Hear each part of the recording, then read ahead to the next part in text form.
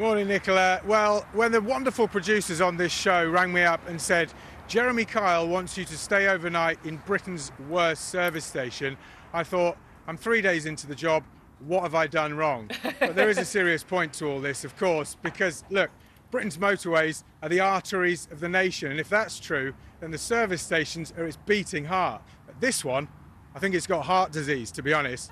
It's been voted, as you've said already, the worst service station in the country for the second year running. So, Transport Watchdog, Transport Focus have talked to 30,000 motorists up and down the country, about 120 different services, and this one has come out bottom again, mostly because of poor toilet services. We got here last night, we had a little look around. To be honest, it's quite bleak. There are new toilets, which is a bonus, but there's not really anywhere to sit. In terms of, hello sir, in terms of food options, very, very poor and only really fast food. And it's also, when you want to get across to the other side, incidentally, Hartshead Moor West on the other side of the M62 is voted the second worst in the country. We went across there last night and there's you've got to walk through quite a dark passageway. My cameraman Alex got scared and turned his phone torch on. So, you know, we haven't had the best night, I'd have to say. But don't take my word for it. This is what Britain's motorists make of this place.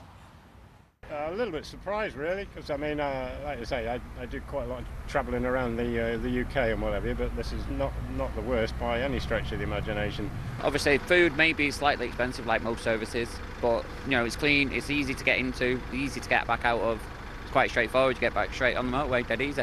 Well, I know the toilets have been in poor condition before now, but since they've been redone, I'm going to go and give them a test now and see how they are. I'm not surprised. It's rare that I do stop, but usually it's just for a coffee or to pop to the use of facilities. But yeah, none of them are very good, I don't think, to be honest.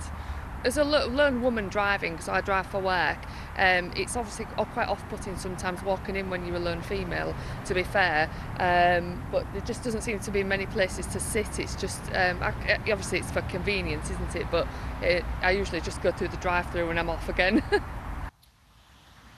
Now, we did tell Welcome Break, the people that run this services, that we were coming here, and they did send us an email. They said they were disappointed to see Hartshead Moor at the bottom of the list in terms of UK services, but they said they are proud of some improvements that have been made. You might have seen in the GVs there are new toilets in there, new dryers and a couple of new showers as well for lorry drivers.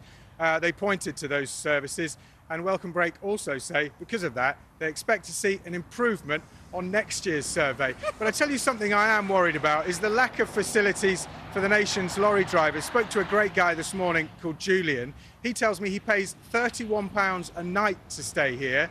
He's appalled by the lack of food options. He doesn't want to just eat burgers and fried chicken. And he also tells me that it's quite dangerous. We actually got told to buzz off in Hungarian, maybe stronger words, I'm not sure. But because someone tried to break into one of the cabs last night, Julian told me that actually this is an ongoing problem and it's getting worse. Guys drive vans up to lorries in dark car parks late at night, slash the sides, nick as much as they can, and they're off down the motorway before anyone can catch them. Julian's told me staying overnight in places like this is a living nightmare. His words. We need to improve this, guys. I agree.